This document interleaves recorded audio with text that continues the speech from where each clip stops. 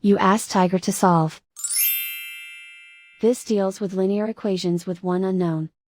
The final result is c equals 18. Let's solve it step by step. Simplify the expression. Find the greatest common factor of the numerator and denominator. Factor out and cancel the greatest common factor.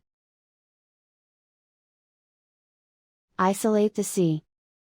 Multiply both sides by 3. Group like terms. Multiply the coefficients. Simplify the fraction. Simplify the arithmetic. And so the final result is c equals 18.